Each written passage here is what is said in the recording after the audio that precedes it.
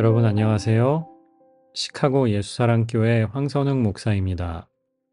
오늘도 기도가 열리고 하나님과 함께 숨쉬는 하루 되시길 소망합니다.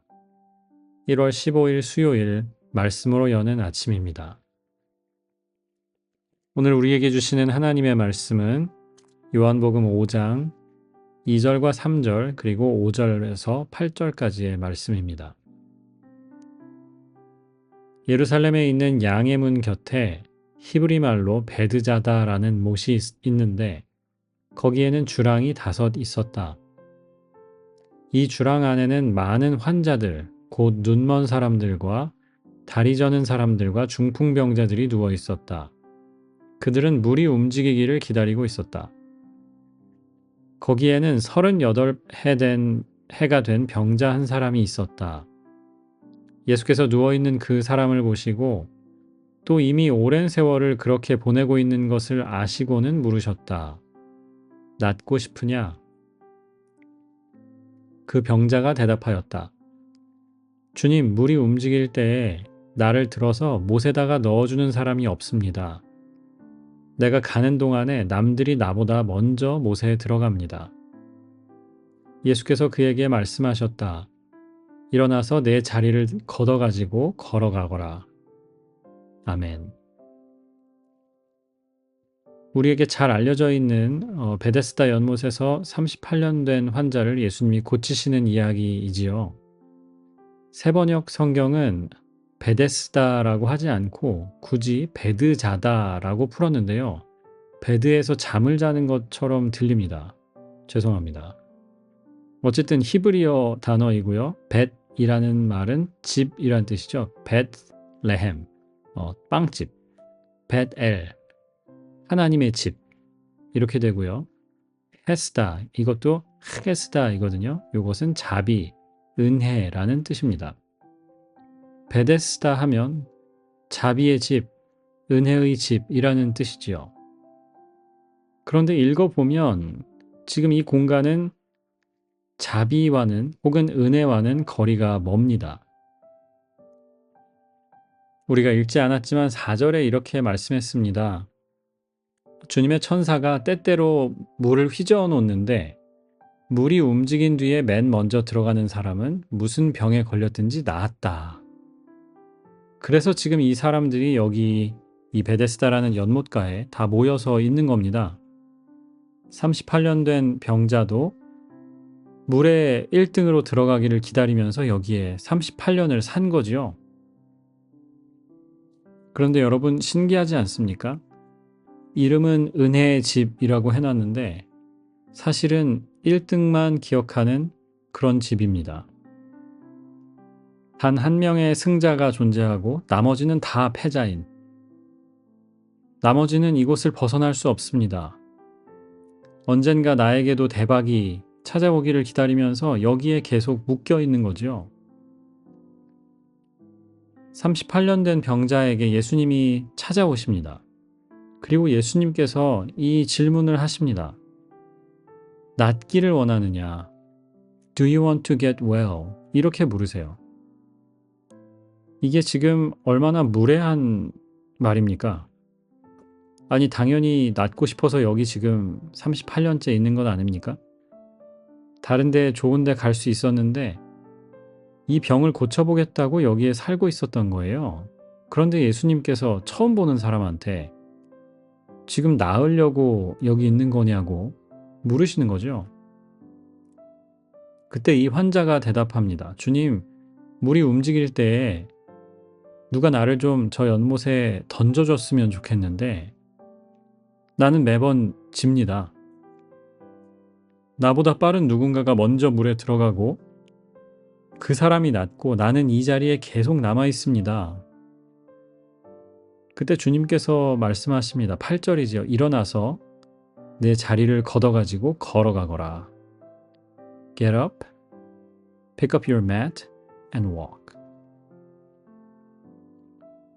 세상은 이기는 것이 은혜를 얻는 길이라고 말합니다.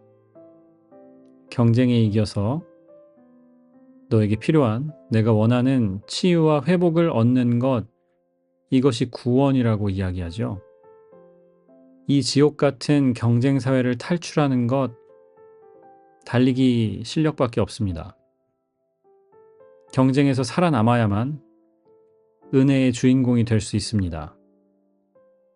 하지만 오늘 성경은 분명히 말씀하지요. 진짜 은혜는 우리에게 걸어오시는 은혜라는 것입니다. 우리가 열심히 달려가서 다른 사람들을 다 이기고 1등으로 들어가야만 만나는 것이 은혜가 아니고 우리에게 걸어오시는 그분, 우리 마음에 다가오시는 그분이 은혜라는 겁니다. 그래서 여기가 베데스다입니다. 경쟁의 집이나 1등의 집, 명예의 전당이 아니고 예수님이 아무런 힘도 없고 지금 현재의 경쟁 사회에서 시스템에서 구원받을 수 없는 그 사람에게 직접 걸어오시는 이 상황이 은혜입니다. 그래서 여기가 베데스다입니다. 요한복음 1장 9절에 이렇게 말씀합니다. 참 빛이 있었다. 그 빛이 세상에 와서 모든 사람을 비추고 있다. 여러분 혹시 어제 달을 보셨나요? 어제가 보름달이었는데 무슨 슈퍼문이었대요. 하늘도 맑고 달이 정말 얼마나 큰지 또 밝은지 달이 꼭 떨어져서 지구에 충돌해 오는 것처럼 보이더라고요. 사람들은 그 밝은 어떤 것, 이것을 보기 위해서 기꺼이 대가를 지불하기도 합니다. 오로라 같은 것 생각해 보시면요. 아이슬란드에 가서 혹은 밴프 이런 데 가서 보잖아요. 누구나 볼 수 있는 빛 아닙니다. 그런데 오늘 1장 9절은 참빛, true light이 있었는데 그 빛이 세상에 와서 모든 사람을 비추고 있었다고 말씀합니다. 10절에 이어집니다. 그는 세상에 계셨다. 참 빛이신 그분이 세상 한가운데 있었다는 거죠. 그 다음 말씀이 충격적입니다. 그 어두운 세상의 빛으로 오신 그분을 세상은 그로 말미암아 생겨났는데도 그분을 알아보지 못했다. 라고 말씀해요. 사랑하는 여러분, 우리는 우리 마음속에 이미 그 빛을 받은 사람들입니다. 아멘 하신 줄 믿어요. 그리고 아무것도 아닌 우리에게, 오히려 죄인들인 우리에게 다가오신 그 은혜를 아는 사람들이지요. 오늘 하루 그런 마음으로 살았으면 합니다. 하나님께 감사하는 마음으로.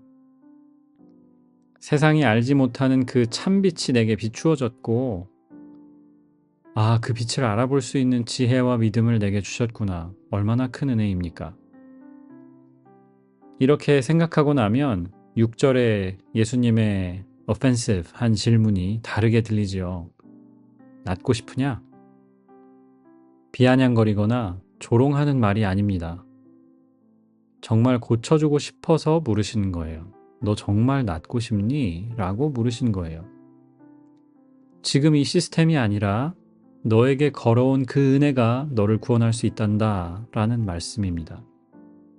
오늘 그 은혜 안에서 또 이 참 빛 안에서 살고 그래서 감사하고 기뻐하며 사는 저와 여러분이 되시길 주님의 이름으로 축원합니다.